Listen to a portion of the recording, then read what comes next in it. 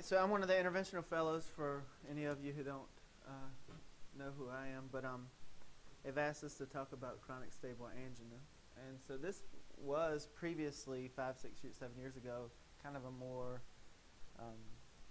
gray area and maybe somewhat more of controversial topic, but now it is not. It's pretty clear what's the best way to go as far as chronic stable angina goes, and so we'll go through this. I went through your mix app like 16, and so we're kind of going to go through that format, and then I've added a few things in, and then please, stop and ask, because, this is pretty simple and straightforward as far as the criteria go. So why do we care? It's a large problem, obviously. 1 in 3 adults in the U.S. have some form of cardiovascular disease. Greater than 13 million of these people have CAD, and 9 million people have angina pectoris. These are estimates from 2010. As far as in ages 60 to 79, 23% of men are estimated to have coronary artery disease, and 15% of women. And it's the leading cause of death both in men and women. 27% of all deaths, if you add both of those groups together, compared with 22% for cancer. And you see it's a huge cost to $150 billion.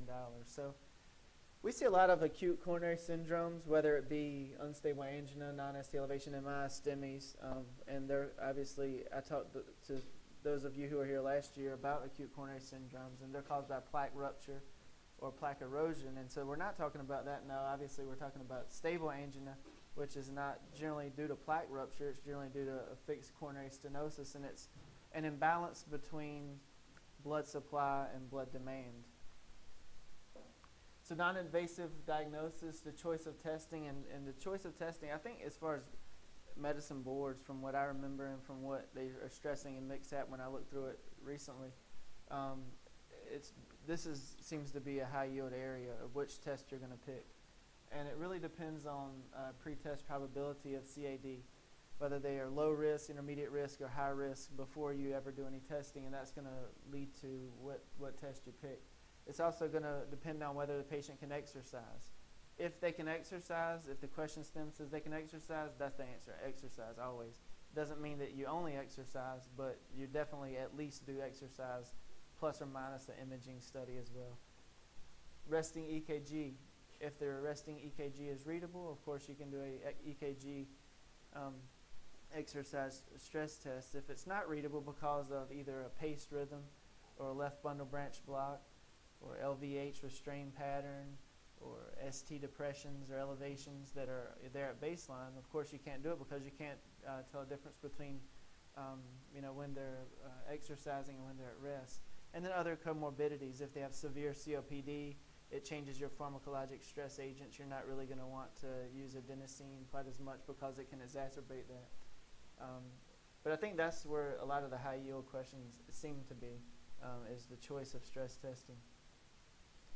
And as you all know, and not just stress testing, but in all, almost all testing that we do, whether it be cardiology or otherwise, the patients that benefit the most are going to be the intermediate risk patients. If you already are almost certain they have it, testing is not that helpful. And if you're almost certain they don't, it's not either. So intermediate's where to go. That's obviously, that's pretty obvious.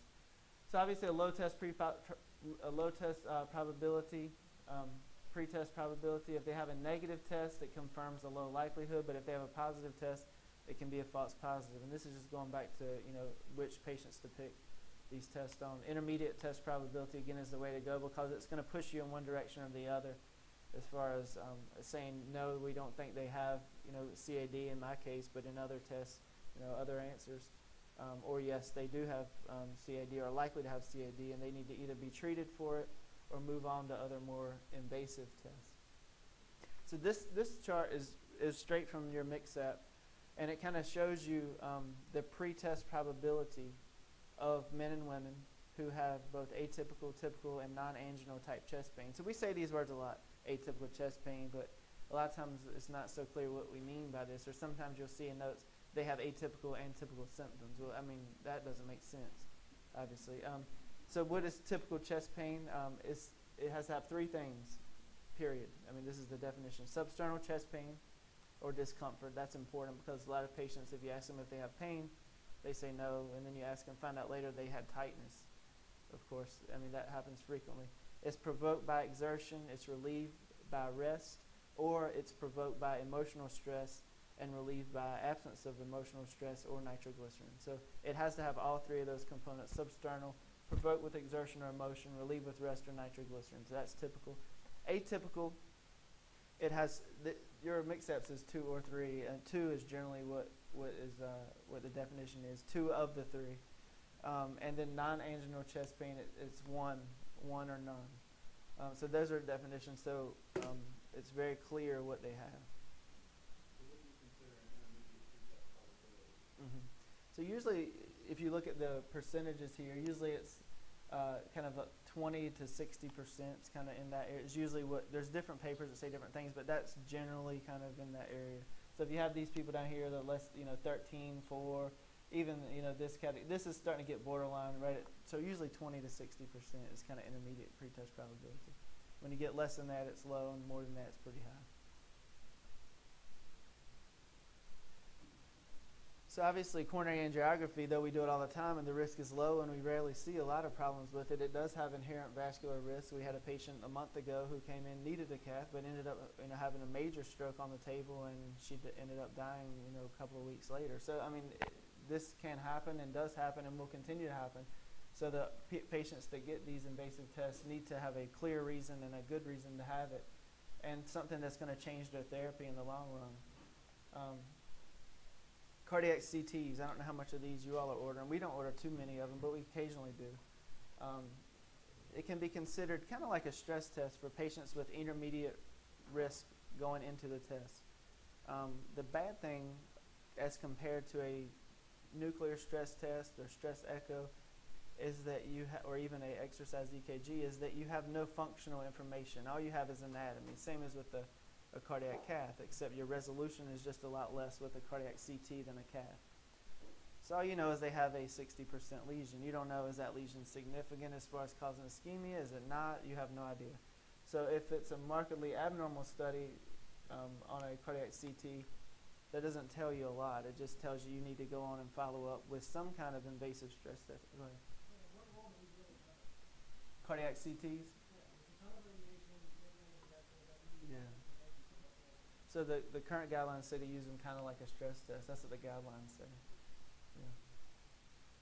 Yeah, but if you can, basically what I'll tell you the way they're used. So if there's an intermediate risk going in, they get a CT, they'll give you some reading saying mild disease. Well, then you know they have mild disease. You treat them medically.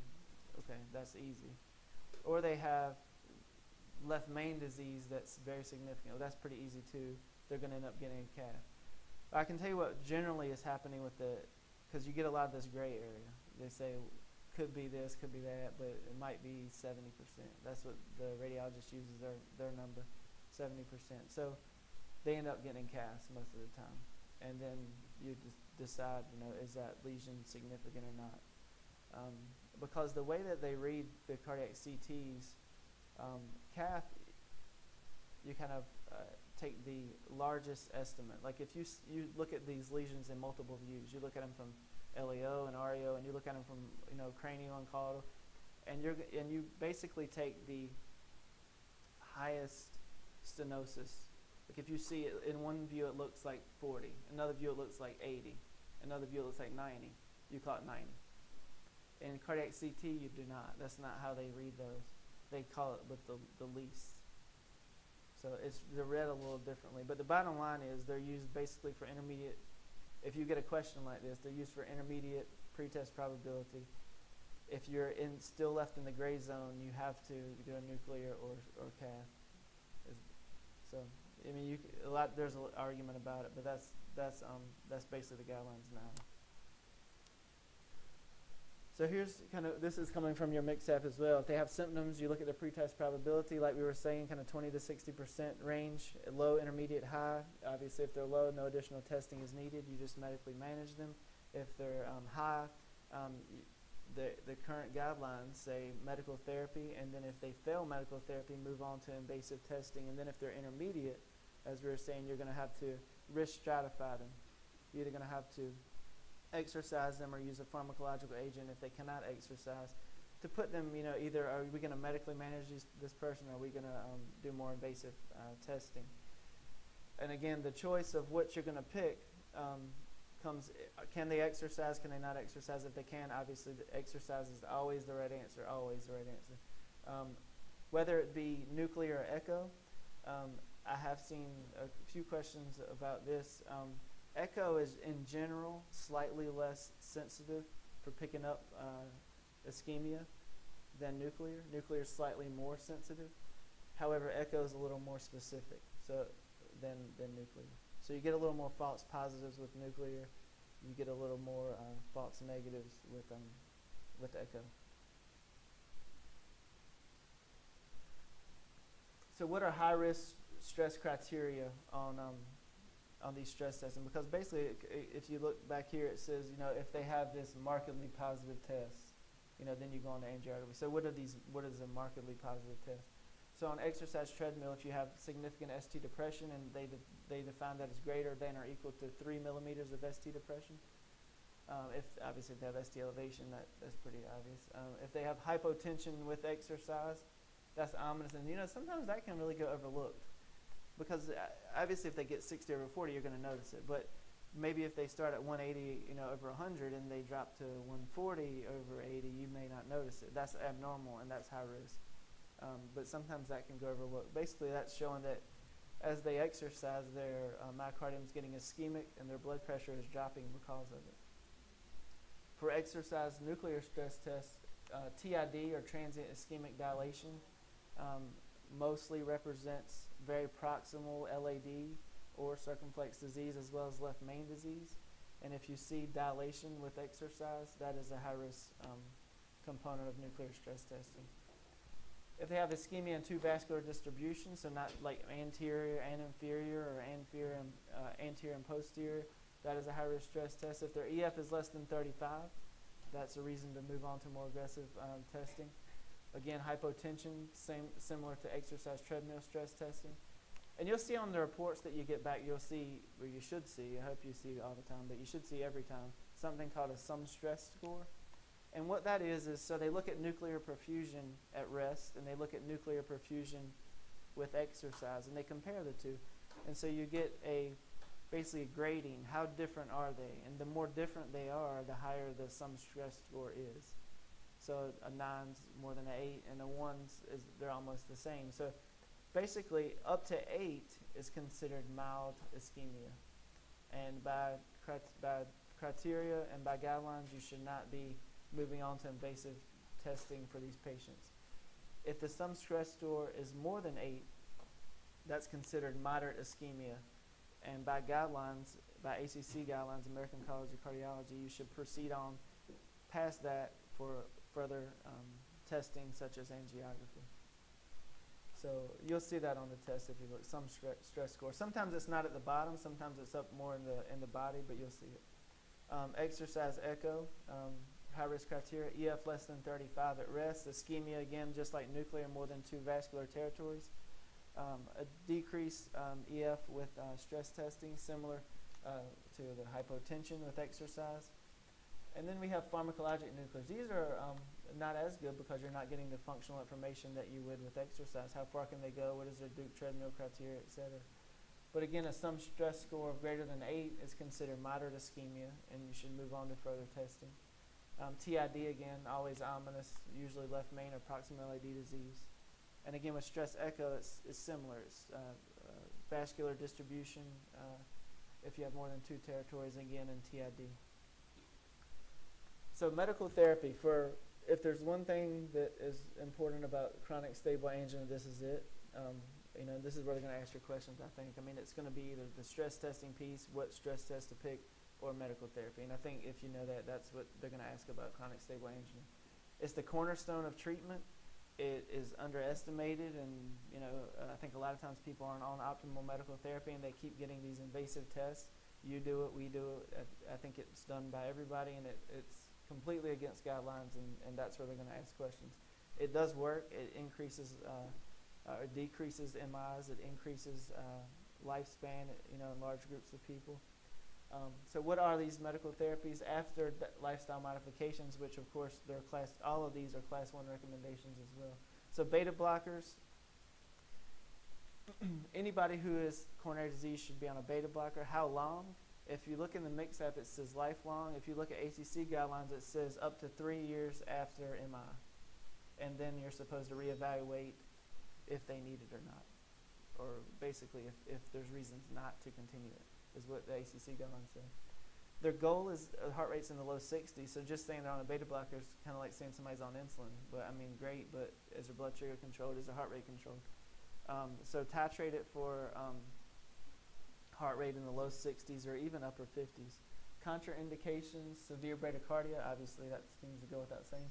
Advanced AV block, but not, mild first degree block, you can still start beta blockers. Decompensated heart failure, don't start them in the hospital when somebody comes in with CHF. COPD and asthma.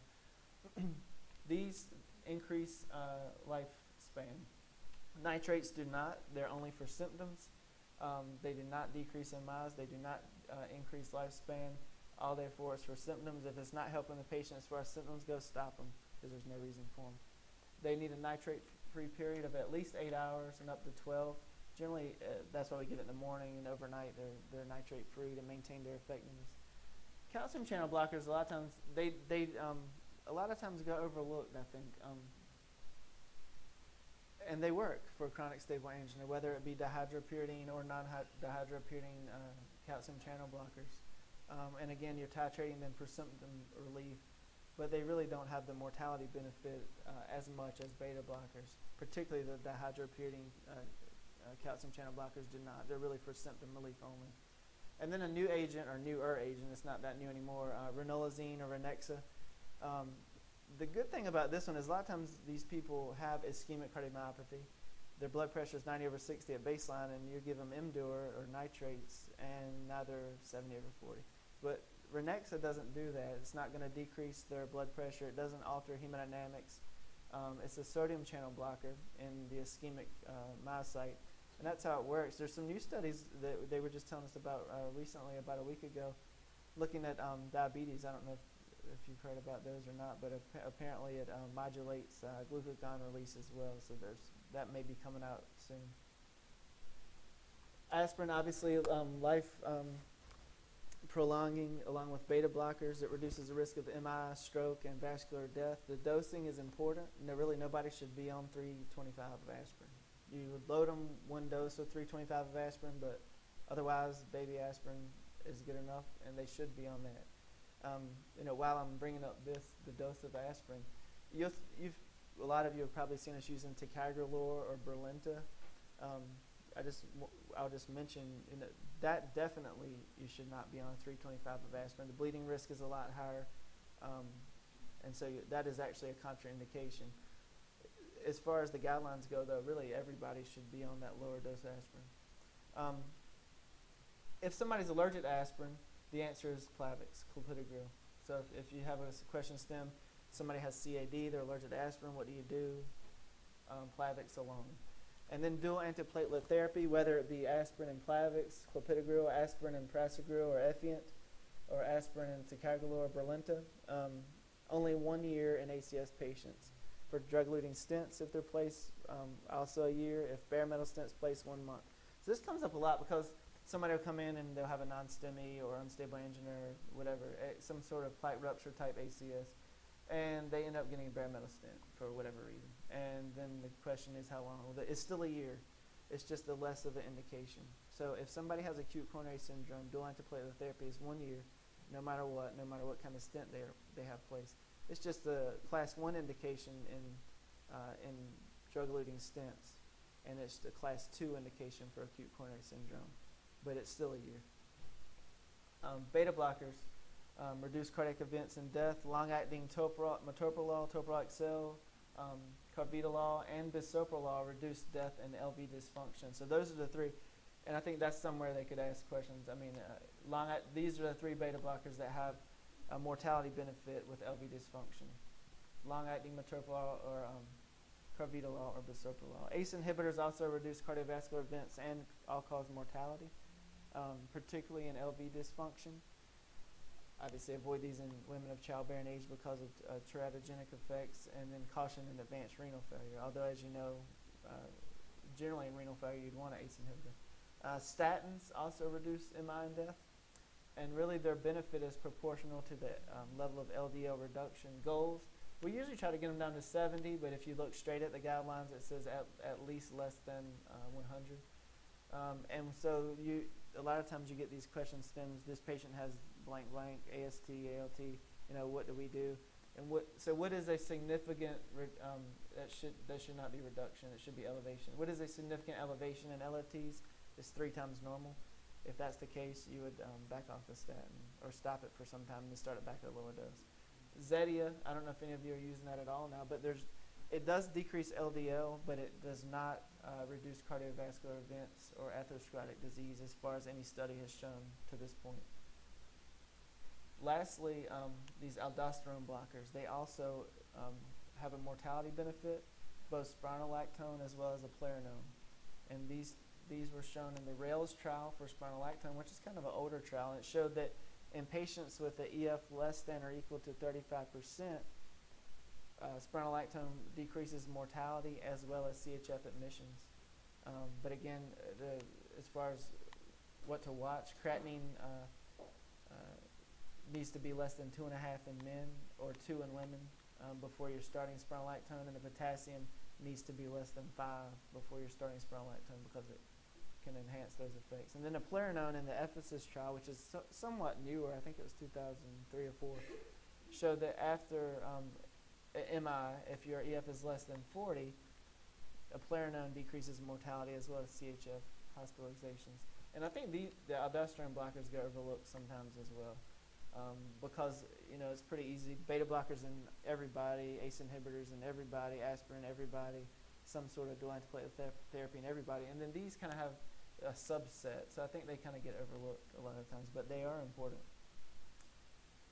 So who benefits from revascularization? Obviously, the more severe disease with a sum stress score greater than 8, again, that's moderate ischemia, they benefit from revascularization. And according to the guidelines, that's really the only people that should be getting revascularized at all. Any of these stress tests, and I know that you see it all the time because we do too. If you see a mild ischemia on stress testing, they get cast a lot of times. It's wrong. It's against the guidelines. It should not be done. So don't pick that on the test. If you see mild ischemia on nuclear stress testing, if the sum stress score is less than 8, do not pick angiography at all. If the patient has reduced left ventricular ejection fraction, there's some thought that they could benefit a lot from revascularization and potentially even increasing their ejection fraction because of that. However, the Stitch trial that looked at that in CABG patients didn't show this. So it's kind of a controversial area right now, and there's a lot of MRI data going into it, looking at viability to see, is a heart that's viable and also has severe disease, do they benefit, whereas the non-viable hearts don't. So that's kind of what we're looking into right now. Multivessel disease, particularly in diabetics, and then left main disease benefits from revascularization. As far as PCI, whether it be angioplasty or stenting, in patients with medical therapy failure, it reduces angina and it improves quality of life. So this is important too, and I think they could definitely ask this. I think they probably would. PCI does not reduce mortality. It does not reduce MIs, period. In stable angina. In acute coronary syndrome, that's another story, but in stable angina, it does not do either one of these things. So the only reason to ever do PCI is medical therapy failure in stable angina. And this was shown by this trial, and you've probably all seen this, in 2007. It was gigantic and still is, and it's slightly controversial, but it is what we have right now. So basically it showed that among patients with stable but severe coronary artery disease, treatment with PCI was not associated with a difference in death or MI compared with medical therapy over the course of 5 years. The controversy comes because of the patient population that was selected, and basically people with severe multivessel disease, severe diabetes, severe symptoms, they all were excluded and they got PCI to begin with. So it's really not, A lot of people say that's not really fair because you're taking the people who may have benefited the most and excluded them from the trial to begin with. But in any case, this is what we have for right now. So because of that kind of controversy from that trial, this trial is ongoing right now. It's called the ischemia trial. And it's looking at exactly that. Can you do nuclear stress testing or cardiac MRI or some form of ischemia testing? And is there some percentage of myocardium that if you revascularize it, they would have a mortality benefit or would have an MI benefit? Nobody knows the answer to that. There's some thought that it would, but what percentage is that? Is that 20, 40, 60? I mean, nobody knows. So that's what they're looking at right now. But that's ongoing, and that won't be out for a couple of years at least. So they're not quite as bad as Dr. Oz says that they are, I don't think. So, but he has to keep his ratings, and he is a CT surgeon, so you have to give him a little bit of leeway for that. CABG, the only significant benefits are left main disease, osteoproximal LAD disease, or in diabetes multivessel disease. And the Lima graft is the mortality benefit, is where the mortality benefit comes from. If a patient just only gets saphenous vein grafts, they're really no better than stents unless they have multivessel disease with diabetes. But a Lima graft does have a mortality benefit if the patient has proximal LAD disease or left main disease. So that there is a benefit in mortality for CABG in those patients only. And the Syntax trial kind of looked at that, and it basically compared PCI, stenting, and CABG. And basically what they found was in patients with more disease, and they used a Syntax scoring system, and basically each lesion was given a number grade, and the higher the lesion, the higher the number grade, and the more lesions, the higher the number grade.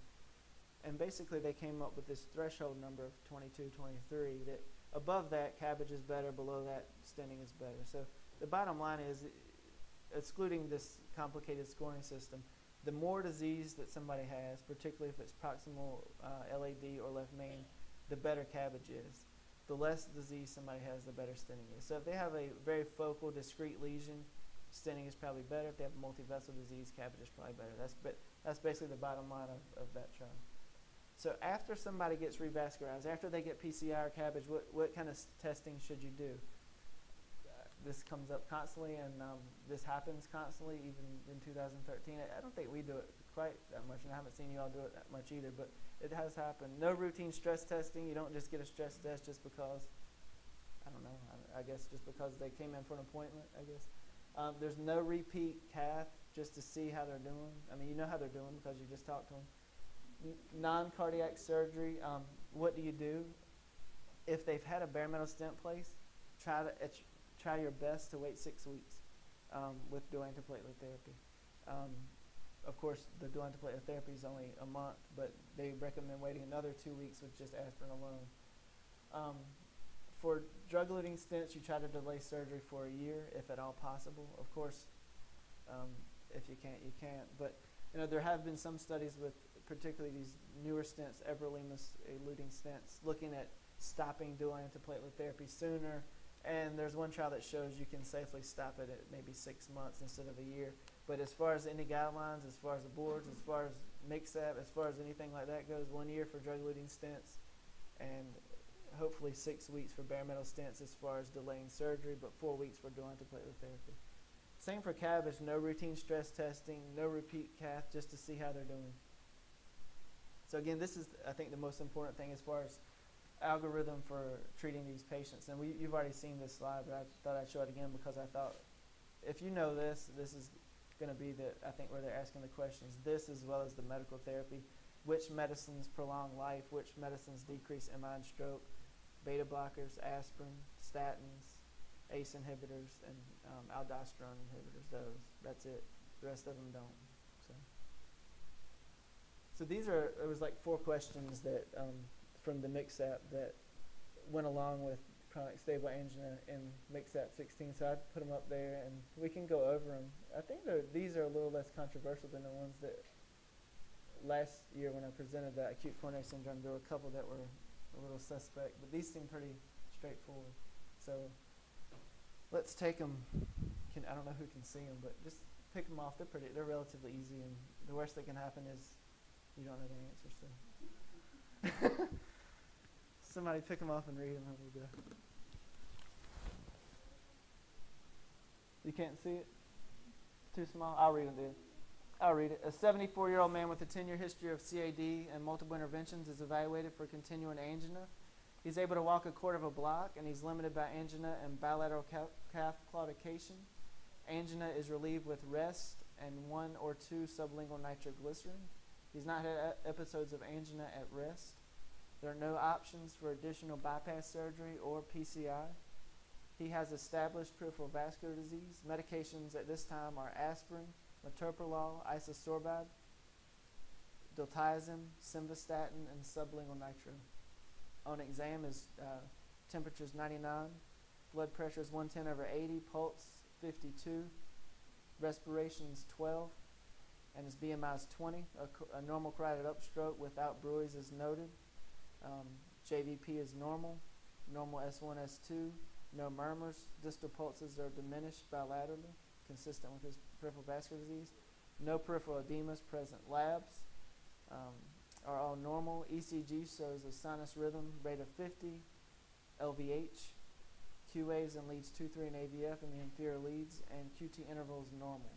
So they're asking, of these, which of the following is the most appropriate management? Carvedilol, C. Yep, C. Ranolazine. So, and that's because his on physical exam, his blood pressure is already controlled. His pulse is 52, so you wouldn't want to go up on his beta blocker.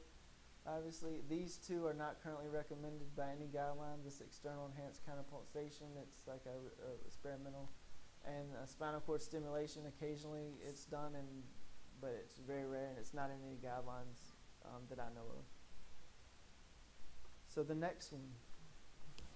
A 68-year-old man is evaluated for exertional chest pain of 3 months duration. He describes chest pain as pressure in the mid-sternal area with no radiation that occurs with walking, 1 to 2 blocks, and resolves with rest or sublingual nitroglycerin. So he has mid-sternal chest pain, worse with walking, better with rest. So it's typical. So it's all three.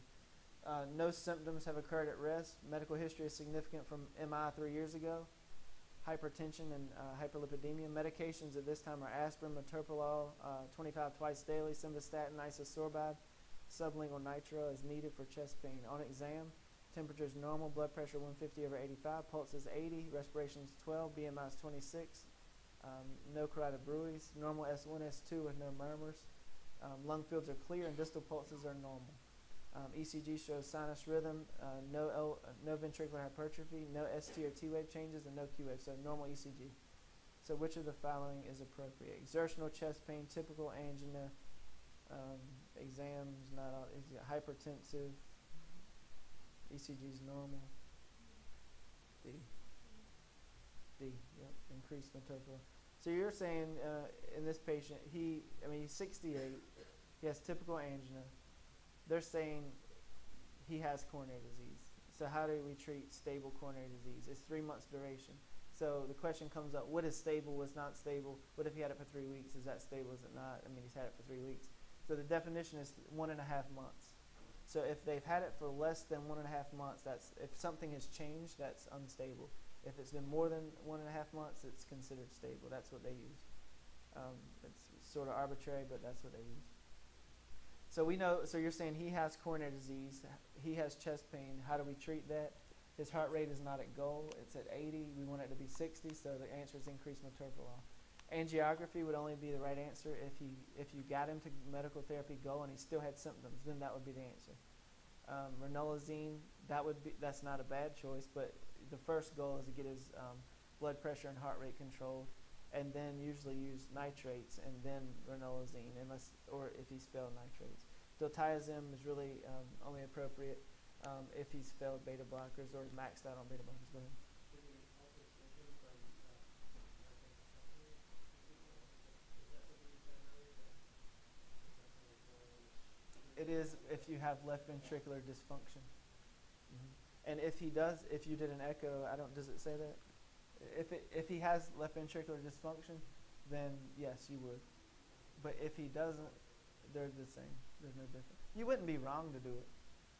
It's not wrong to do it, but you wouldn't definitely do it unless he had LV dysfunction. So the next one, one more thing with this. So you'll see, this is the guideline, is increased metoprolol. In this particular guy's case, as far as we know, he doesn't have coronary disease. And so a lot of physicians, a lot of cardiologists, even some Dr. Rose, who is very, very good in conservative management and very guideline driven, even he would cath this person because he would want to evaluate their anatomy one time to be clear that they have coronary disease, because you're putting them on lifelong therapy. You're gonna put them on beta blockers, statins at high doses that can cause muscle aches and pains and LFTs to go up. You're going to give them beta blockers that's going to make them feel like crap at least for a short time, if not a long time. You're going to put them on lifelong aspirin. You're going to drive their blood pressure down. You're going to do all these things. And so in his mind, and in a lot of people's minds, you need to have a clear diagnosis going in. However, if this comes up on the test, the answer is if they're high likelihood to begin with, they have it. Just high likelihood, they have it. Period. So treat them as they have it. So question 103, a 60-year-old man is evaluated during an initial care visit. He walks 2 to 3 miles on a daily basis without any symptoms. Medical history is notable for type 2 diabetes and an MI 5 years ago. Was previously treated with medical therapy. So we know this guy has CAD. Patient discontinued follow-up with physicians. On exam, his blood pressure is 150/80, pulse is 72, respiration is 12, BMI is 30, normal carotid upstroke without bruise. Normal JVP, normal S1 and S2 without murmurs. Lung fields are clear. Distal pulses are normal. No peripheral edema. His lab studies show total cholesterol of 220, LDL of 160, serum creatinine of 1. ECG shows sinus rhythm. Q waves in 2-3 and AVF, consistent with a old inferior MI, and upright T waves in least 2-3 and AVF. So, addition to therapy for diabetes, which of the following is most appropriate? So we know this guy has CAD. He's had an MI. C. Yep, C. So you're going to aspirin. You're going to drive this LDL goal down to at least 100 by guidelines, maybe to 70. Metoprolol to titrate his heart rate is 60. So these are pretty straightforward. A 60-year-old man with a history of CAD undergoes preoperative assessment prior to a cholecystectomy following a single episode of biliary colic that occurred 3 weeks ago. Ultrasound documented cholelithiasis without gallbladder edema. 6 months ago, a drug-eluting stent was placed in his LAD. He also has hypertension. Medications are lisinopril, aspirin, clopidogrel, metoprolol. He has modified his diet and has not had any additional abdominal discomfort since the episode 3 weeks ago. On the exam, his temperature is normal. Blood pressure is 125/80. Pulse is 60, and respirations are 12. BMI is 26. Normal carotid upstroke without bruise. JVP is normal at normal S1 and S2 without murmurs. Lung fields are clear, distal pulses are normal, and no edema. So which of the following should we do? So we got a guy who's going under non-cardiac surgery. 6 months ago, a drug-eluting stent was placed. That's nice and all. Obviously that's a nice answer, except a lot of times you can't avoid surgery. But that is the book answer. But there is a study looking at everolimus stents, and it may be safe to discontinue them for a short time after 6 months. But according to the guidelines, a year period. And a lot of times, they've looked at operating on dual antiplatelet therapy, and the risk of bleeding is not that much higher in general. They occasionally their CT surgeons here are doing CABGs on dual antiplatelet therapy. So if they can do that, the risk is not that much higher. So I think that is all. Yep, that is all. So if there's any questions about stable angina, I'll be glad to try to answer them. But the questions are going to probably, I think, come from risk stratification, deciding if they're intermediate risk or not, and then medical therapy, which medications are life-saving, which ones decrease MIs, and which ones don't. I think that's where you'll get the questions. This is pretty straightforward, I think. Chronic stable angina. Okay. I'm a little bit confused on the use of that. Uh-huh. So when exactly should we do this? So it depends on which trial you're looking at. For a Eplerenone, after an MI, if their EF is 40. Just for a year, or? In general, if their EF stays below 40, you should continue it for the duration, unless they have some reason not to, like their creatinine starts rising, if their potassium starts rising, etc. For spironolactone in the Rails trial, it was 35. EF was 35%. If they have coronary disease, had MIs, and their EF is 35% or less, if they have ischemic cardiomyopathy, it decreases repeat MIs, it increases lifespan, and it decreases CHF admissions. So it does all three of those things. So that's when you should use them. And I think that one seems to get overlooked a lot, the aldosterone blockers. And a lot of times for a pretty good reason in the hospital. I mean, you have these patients that come in with CHF exacerbation. You're diuresing them. Their renal function is, going all over the place. And the last thing you want to do is start one of these aldosterone blockers and kill them because of hyperkalemia. I mean, that's something you'd really want to start as an outpatient, generally, when they're more stable. How frequently do you use the stress test? Only for symptoms. So, guy comes in, he's got chest pain, had a stress test 2 months ago, he's back to doing stress test. Oh, you're saying, okay, you're saying that. And see, this is exactly what I was talking about Dr. Rose does that in.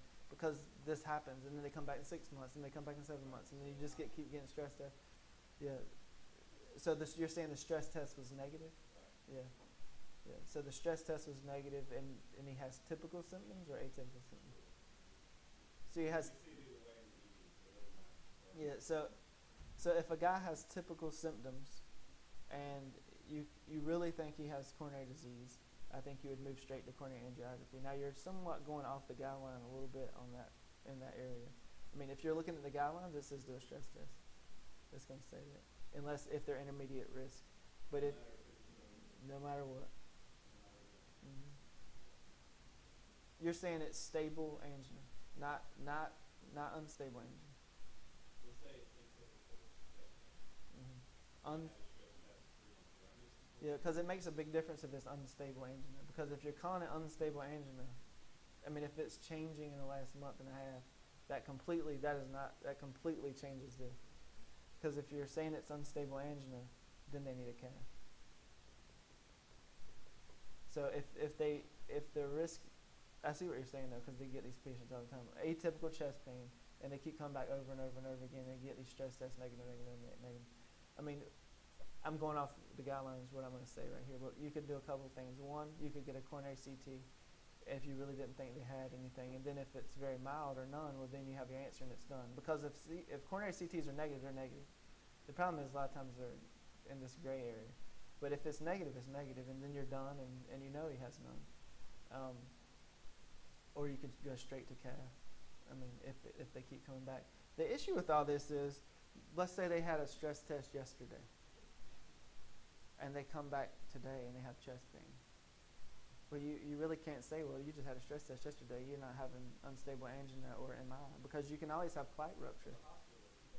Yeah, because you cannot, well, yeah, because, yeah. But if they're having typical symptoms or any EKG changes or some difference that makes you think they're having unstable angina, it doesn't matter if you had a stress test an hour ago. I mean, you can have plaque rupture, and it doesn't matter if they had a cath yesterday, for that matter. All you know is they have 40% lesion. You don't know have they had plaque rupture since that time or not. But generally, if you're having unstable angina or that kind of thing going on, you're going to have some EKG changes. You're going to have some massive change in symptoms. If it's kind of their stable thing they come in with every 3 months and end up getting ruled out in a stress test, that's a different story. But there's no window of you're okay for 3 months with a stress test or with a cath, for that matter with a cath. I mean, you can have a cath this morning, this afternoon, have plaque rupture and have a STEMI. I mean, there's no guarantee about it. But so I'd feel more comfortable with the diagnosis based on their history and their EKG. But if it's atypical chest pain and somebody who keeps coming in with atypical, I mean, that's more what you're talking about here. And then you're going off the guidelines a little bit, but coronary CT or coronary angiography, I'd probably do a coronary CT is what I would do. Although here you get a lot of gray zone answers.